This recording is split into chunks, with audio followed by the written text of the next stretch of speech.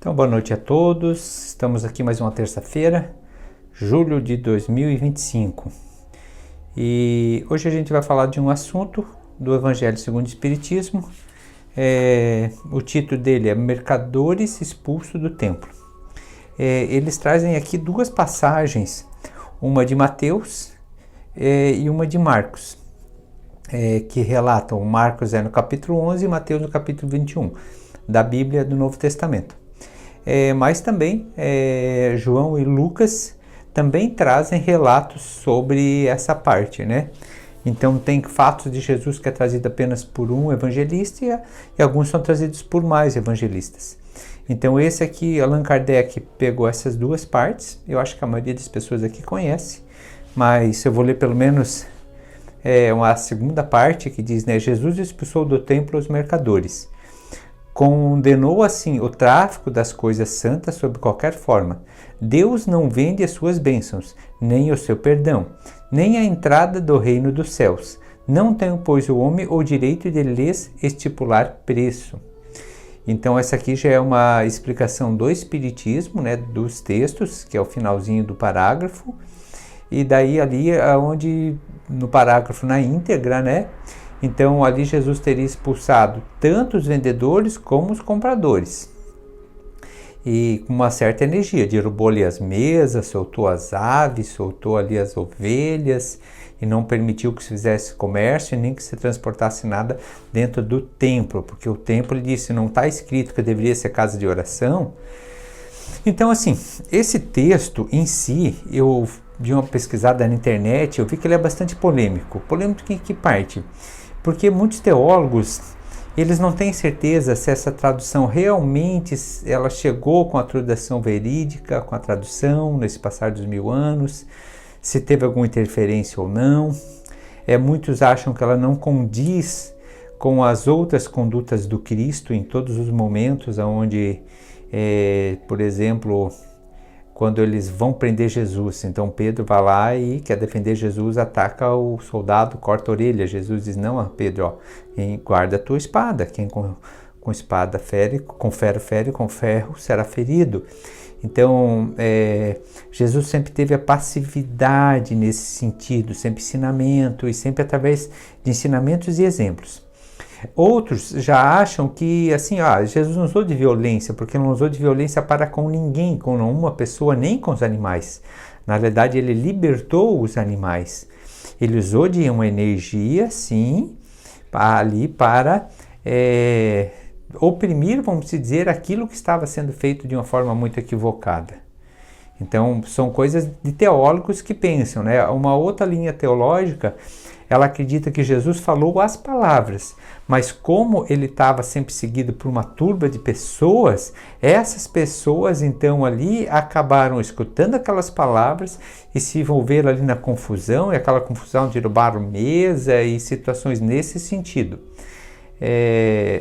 Então assim, eu não vou entrar no mérito de dar minha opinião sobre esse assunto. Se foi dessa forma, se não foi dessa forma, eu vou me basear no que está escrito e como se tivesse realmente acontecido. E na minha reflexão, o que aconteceu? Jesus teve um foco bastante energético sobre aquele ponto, né? Sobre aquela situação, mas em momento nenhum diz que ele bateu em uma pessoa, agrediu um animal ou um ser vivo que seja, né? Então, partindo desse ponto, o que a gente pode entender? Só que para entender, a gente precisa compreender um pouquinho melhor Jesus, porque às vezes a gente, mesmo sendo cristão, sendo espírita, católico, evangélico, protestante, às vezes a gente esquece realmente quem era Jesus. Então, a primeira coisa assim, que religião Jesus tinha? Qual religião ele seguia? Jesus seguia o judaísmo, né? Ele era israelita de Israel, né? Lá da cidade de Nazaré, que pertencia toda ali à Palestina, né? A Israel. E daí como religião judaica. O judaísmo acaba se tornando um povo, mas nem todo mundo que vivia lá naquela época era judeu. Por exemplo, tinha os samaritanos que não cumpriam as leis judaicas e eram mal vistos pelos judeus, né? Então existiam outros, os próprios romanos. Os romanos não eram judeus, viviam lá também, né? Estava lá subjugando até o povo judeu. Mas o povo judeu tinha uma liderança, né? Era quase como se fosse, hoje ainda se for pegar num país, em Teherã, por exemplo, né, a capital do Irã, lá então assim, lá não tem um Estado laico, lá ainda é necessário ser muçulmano, né, vamos dizer. Já em Israel, hoje não, tem Israel o país do povo judeu, onde acolheu o judeu, mas eles aceitam lá uma pessoa que seja católica, uma pessoa que seja muçulmana. Então, como na maior parte do mundo hoje, o Estado é laico. O Estado e a religião, elas são independentes. Então, o judaísmo é uma religião que representa um povo. E Jesus era judeu. Jesus sendo judeu, eles tinham escrituras. Essas escrituras, elas eram as escrituras que hoje a gente encontra no Antigo Testamento. Mas não era a Bíblia em si, porque a própria Bíblia ainda não tinha sido formada, não tinha sido unida. A Bíblia, ela vai ter hoje nós temos na Bíblia, em média, porque uma Bíblia de uma religião para outra pode mudar um pouco, mas a mais tradicional, ela tem 66 livros. Então, por que o nome Bíblia? Porque vem de biblioteca. O que é uma biblioteca? Um lugar com muitos livros. Então, nesse momento, quando eles juntam todos esses livros, aí forma a Bíblia. Então, nós temos em torno de 27 do Novo Testamento, 27 livros, e nós temos 39 livros do Antigo Testamento. Os do Antigo Testamento representa a ideia mais judaica, que vinha lá do judaísmo, e a qual as leis que aquele povo deveria seguir. E Jesus, um dos motivos até que ele foi crucificado, e talvez o principal, é porque ele ia contra muitas ideologias da teologia judaica. Então, assim, o judaísmo lá, ele vendia muitas coisas no templo. E Jesus, isso dava lucro, né? Para as pessoas que estavam ali envolvidas, para o templo, não sei se eles ganhavam a parte ou não, mas para estar lá dentro, provavelmente eles cobravam alguma coisa. Então, Jesus, ele veio como um reformador da religião judaica, mas ele não foi aceito por isso. Mas o interessante é que depois os adeptos ao cristianismo, né, depois do século III para frente, quando ela se institucionalizou, né, através de Roma, iniciando lá com Constantino, o que acontece? Eles vão buscar de volta coisas do judaísmo e acrescentar. Então, a maior parte das religiões, ela não é apenas cristã, né? Ela tem uma mistura, porque se ela fosse apenas cristã, ela deveria seguir apenas talvez o Novo Testamento. E aí é onde mas o que o Espiritismo tem a ver com a Bíblia, né? Nós temos o Evangelho segundo o Espiritismo. São passagens, algumas, e não são todas, do Novo Testamento, explicada e traduzida de uma forma mais simples para a gente entender. Isso feito por Allan Kardec, com auxílio da espiritualidade, é lógico, né? Mas assim, o espírita, ele não tem a Bíblia como a palavra de Deus, né? A gente respeita todo aquele que tem, mas o espírita ele não tem. Ele não tem a Bíblia como um meio de, vamos se dizer, de manual de conduta para a vida do ser humano. Ele vai ter o que nisso? Ele vai ter o Novo Testamento. E não, nesse contexto, a Bíblia como o Antigo. A Bíblia, assim, o tempo que ela levou para ser escrito, né? O tempo dela, da primeira para a última escritura, ela leva em torno de 1.300 anos. Porque os textos mais antigos, eles vão datar em torno de 1.200 anos antes de Cristo. E os últimos textos, eles datam aí de 100 anos a 200 anos depois de Jesus. Então, o período desses 66 livros, ele teve um período de média de 1.200 a 1.300 anos. Só que aí eles eram escritos em pergaminhos separados. E aí eles eram compilados, porque eles eram escritos em pergaminho. Pergaminho eram feitos, na maior parte, de couro de animal. Não era muito fácil, né, para ter esse processo. A escrita era uma coisa assim, muito cara para poder escrever. Depois veio o papiro já era feito de princípio de cascas de árvores e folhas, alguma coisa nesse sentido, mas também ainda era bastante caro. as escrituras, a maior parte em hebraico, aramaico, e muitas vezes o próprio copista, ele não entendia o hebraico, às vezes ele falava grego. Então, mas como é que ele copiava? Ele copiava como tu copia um desenho, né? Então ele tinha ali a sua capacidade de olhar como se a gente hoje fosse copiar um texto chinês, né? Cheio de risco e tal. A gente consegue copiar, mas a gente não vai entender o que está escrito. E ainda naquela época não existia vírgula e ponto, ele era tudo direto. E depois isso traduzido, eu quero dizer que assim realmente há uma grande dificuldade para que ela viesse com um texto 100% ou 95% ou talvez 90%, né? E ainda a gente teve os concílios, onde os concílios, não foi todos os livros da antiguidade que foram colocados, eles escolheram os canônicos, que faziam parte do cânon, e aí escolheram alguns apócrifos que eles deixaram de fora. Textos que acharam, não, esse aqui não é legal, esse vão deixar de fora. Isso foi as pessoas que fizeram. E dos livros, por exemplo, o livro dos reis, né? São mais atas e histórias de reis, né? De épocas diferentes. Por isso que a gente entende que a gente não dá para dizer assim, eu sigo a Bíblia, eu baseio a minha vida seguindo a Bíblia. Por exemplo, aqui, ó, a gente vai ter na Bíblia as contradições. Jesus fala que a gente não deve, de forma nenhuma, atacar alguém. Né? Por isso que a gente falou aqui, ó, ele não bateu em ninguém, não atacou alguém, pessoas. Porque se te bater numa face, tu tem que oferecer a outra. Mas no Antigo Testamento está cheio de condenação de pena de morte, que vai contrário ao próprio não matarás do próprio decálogo, que é do Antigo Testamento. Então, assim, ó, por adultério, por homicídio, por blasfêmia a Deus, tudo condenação à morte. Até uma questão assim, está lá em Deuteronômios 21, 18 a 21. Se o teu filho for muito desobediente e tu achar que não tem jeito, pode levar ao ancião, e o ancião então condenar ele à morte, à pedrada.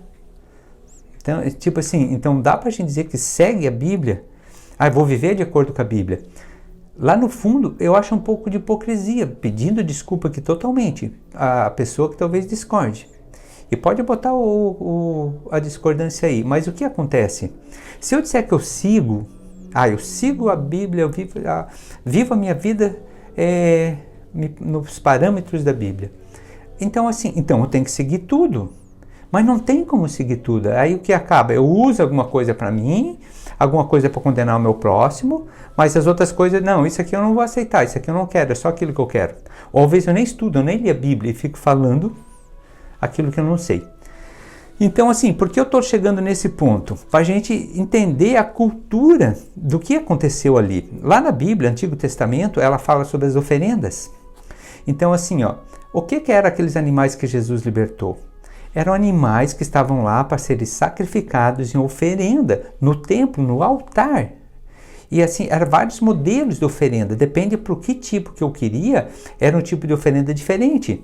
Então tem algumas, por exemplo, que tu queimava toda a tua oferenda 100% no altar, e algumas são até assim, ó, queimar um boi inteiro no altar, em oferenda a Deus. Outras, então, tu já pegava a ovelha, em vez de queimar ela toda, tu botava algumas partes, as vísceras, a cabeça, alguma coisa nesse sentido, mas a parte principal, então, você trazia para se alimentar, alguma coisa para você, alguma coisa acabava doando ali para o próprio templo, né, para os trabalhadores dali. Aí tinha também de frutos, alguns que queimavam, alguns que deixavam lá para apodrecer. Então, assim, isso são todas coisas do Antigo Testamento. E o que Jesus falou sobre as oferendas? Jesus disse, antes de levar a oferenda ao altar, vá e reconcilie-te com o teu irmão, porque isso é a oferenda que mais agrada a Deus. Vê como Jesus combatia coisas que não faz sentido? Faz sentido, com tanta gente às vezes com dificuldade, passando fome, naquela época ainda tinha mais, tu queimar um animal inteiro, em vez de tu distribuir para um pobre, em vez de tu dar para ele para alimentar a família e os filhos, não faz sentido nenhum. Né? Então assim, e daí o que acontecia ainda? Aquele pobre, coitado, miserável, ele via os ricos queimando grandes coisas, fazendo grandes oferendas lá, para pagar pecado, para pedir isso, aquilo, e ele lá, o coitado, às vezes não podia nem ir lá levar uma banana, porque não tinha de oferenda. Então, e aí, então o que acontece nesse sentido? Jesus chega no templo, o templo que era para ser a casa de oração, o templo virou comércio. e comércio de oferendas ainda, que também já não faz sentido, não fazia sentido para Jesus. Então Jesus ali, eu acho, né? Jesus foi o maior pedagogo que já passou pelo planeta Terra, né? O Livro dos Espíritos fala que ele é o mestre, modelo e o guia. Mas ele é o maior pedagogo, por quê? Porque ele não ensinava apenas com palavras, apenas com teoria. Jesus ensinava através do exemplo. E a cada tipo de aluno, ele usava um tipo de forma de ensinar. Porque a primeira coisa, que eu vou ensinar alguma coisa, eu tenho que ter uma comunicação, mas é compromisso do comunicador, meu, de alcançar a tua atenção que vai ser o comunicado. E aí eu tenho a mensagem para levar. Então eu acredito que naquele momento talvez Jesus precisou de usar de mais energia, de se impor mais, de se colocar, para que isso hoje, 2000 anos depois, nós estivéssemos falando sobre isso. Mesmo que, permitido deixado aqui, na grande parte das religiões, se nós refletirmos, ela pode ter deixado de fazer tipos de oferendas, mas ela não deixou de mercantilizar as coisas espirituais. Por que Martim Lutero fez a Reforma Protestante? Existia na época de Martim Lutero a venda de indulgência. O que era indulgência? Alguém que ficou no purgatório, porque ele se criou a ideia do céu, do inferno, não foi Jesus que criou isso foi as instituições. Isso daí assim, só que o céu e o inferno, ele não estava dando muito lucro. Por quê? Porque se tu vai para o inferno direto, acabou, é eterno. E se está no céu, já está de boa. Então, inventaram um purgatório. Agora tem um purgatório. Purgatório o quê? É uma transição. Dali tu pode ir para o inferno e para o céu. Mas como tu muda isso? Como é que tu manda a pessoa para o céu do purgatório? Os teus parentes vivos pagam para a instituição, pagam para aquela igreja, para aquela pessoa, para o padre, para quem seja lá daquele lugar. Isso é lá, pessoal, da época da Reforma Protestante. Eu não estou dizendo que a igreja faz isso hoje. São fatos, isso é história. E talvez hoje, quando eu falo isso, eu chego lá num ponto até me revoltar um pouco, não deveria, né? Mas eu tenho uma certa, não revolta, indignação, acho que é o nome mais certo. Mas talvez por quê? Porque eu sei da lei da reencarnação, e talvez eu estava lá cobrando dessas pessoas a indulgência, né? Eu estava lá vendendo a indulgência, olha aqui, ó, tanto tu tem mais dinheiro quanto tu quer tirar do purgatório aí. Entende? Então é mercantilizar. E aí, olha que interessante, Jesus não bota a culpa ali apenas no que está vendendo, ele bota no que está comprando. Porque também é uma falta de saber, é uma falta de fé. Jesus disse que o reino de Deus está dentro de nós, ele está dentro de ti. O que tu precisa para alcançar o reino de Deus? Fazer o bem, a caridade para o próximo, perdoar o teu irmão, amar o inimigo. Então assim, não adianta pagar alguém para fazer uma coisa espiritual para nós. Não adianta eu ir lá numa benzendeira que cobra caro para resolver o meu problema, para resolver o meu casamento. Não adianta. Por quê? Porque depende da minha mudança. Depende da minha atitude. Então, assim, muitas vezes é a gente mesmo que se engana. Uma coisa que aqui, com certeza, muita gente vai me criticar e eu vou falar esse assunto do mesmo jeito. Promessa. O que é promessa? Vamos refletir. Antes de você que gosta de fazer promessa, já não me escuta mais, escuta até o final e reflete. Como é que funciona a promessa? Deus, se tu me conceder tal dádiva, e não importa a dádiva, às vezes pode ser a cura de alguém que a gente ama, às vezes pode ser a resolução de um problema, de um emprego, de um inventário, alguma coisa importante. Mas se tu me conceder tal dádiva, eu te dou isso, eu vou fazer isso. O que é isso, meu povo? Isso não é comércio? Isso é comércio, isso é venda. Só que como não dá para trocar às vezes aqui nesse momento dinheiro, e às vezes a pessoa pode até prometer dinheiro, te dou tanto dinheiro lá para a tua igreja, né? Então a gente como não pode, a gente está trocando. E olha só, eu desconfio tanto de Deus nesse sentido, eu não acredito nele que eu digo, eu só te dou depois que tu me der. Se tu me fazer isso, daí eu vou fazer. Mas tu tem que me dar primeiro. Cara, eu não tenho confiança nenhuma em Deus, cara. Que relação é essa? Que relação é essa? Entende? Então, assim, para aquele que faz, não é uma crítica para a pessoa, é para ela refletir. Por quê? Porque talvez ela foi ensinada assim. Ela aprendeu assim, ela se desenvolveu assim. Mas então a hora de despertar, de se libertar, de sair disso. Então, assim, mas como é que eu vou fazer? Faz a tua prece de coração e pede para Deus. Se tu tiver merecimento e se a pessoa tiver, você vai receber. Vai receber a dádiva. Mas não espere receber para praticar o bem. para fazer o bem para o próximo, o bem para o teu semelhante. Comece a fazer agora, comece a fazer adiantado. Se a gente está espiando, sofrendo algo, é porque eu plantei isso aí. Eu estou colhendo o que eu plantei ontem. Eu sou livre para fazer a escolha do meu plantio, mas eu sou escravo da colheita. Se eu plantar milho, eu tenho que colher milho. Não adianta eu plantar milho e daí querer colher aipim. E daí reclamar com Deus. E se eu plantar espinho, o que eu vou colher, pessoal? Eu vou colher espinho. Então, mesmo que eu estiver colhendo espinho, vamos começar a plantar flores. Vamos começar a plantar alimento. Vamos começar a plantar gentileza que gera gentileza. Ah, Edson, mas é difícil. Eu sei que é difícil. Mas quando a gente sabe que é possível, e a gente sabe qual é o caminho certo e começa a ter certeza, fica mais fácil. Já não é mais tão difícil. O problema é que eu não sei qual o caminho que eu vou. Ah, para onde vai essa estrada? Ah, para onde é que tu quer ir? Não sei. Então pode ir, porque se tu não sabe para onde tu quer ir, qualquer caminho serve. Agora, se eu tenho 3, 4 caminhos, não sei qual que eu pego. Agora, se eu sei, pô, esse aqui é o certo. Bom, mas esse é pedregoso, esse é difícil, esse vai demorar. Mas esse chega onde eu quero chegar. E daí nós vamos chegar num outro ponto.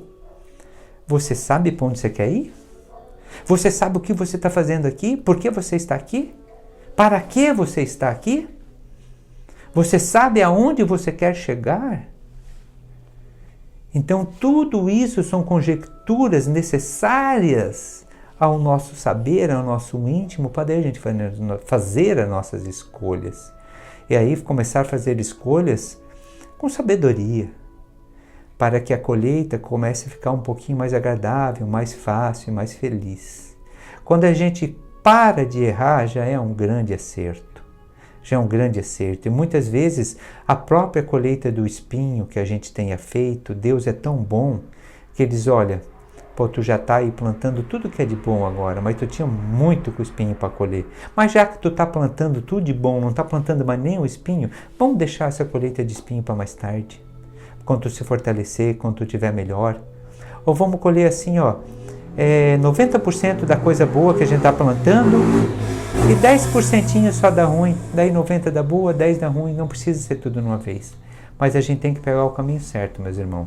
E o caminho certo, segundo o Livro dos Espíritos, é o ensinamento de Jesus. Ele é o mestre, o modelo e o guia. Ninguém precisa ser espírita. Mas a gente deveria estudar a filosofia de Jesus e começar a colocá-la em prática. Meus irmãos, um grande abraço a todos, fiquem com Deus e a próxima semana vocês estarão novamente aqui com algum outro irmão aqui fazendo a reflexão da semana. Muito obrigado.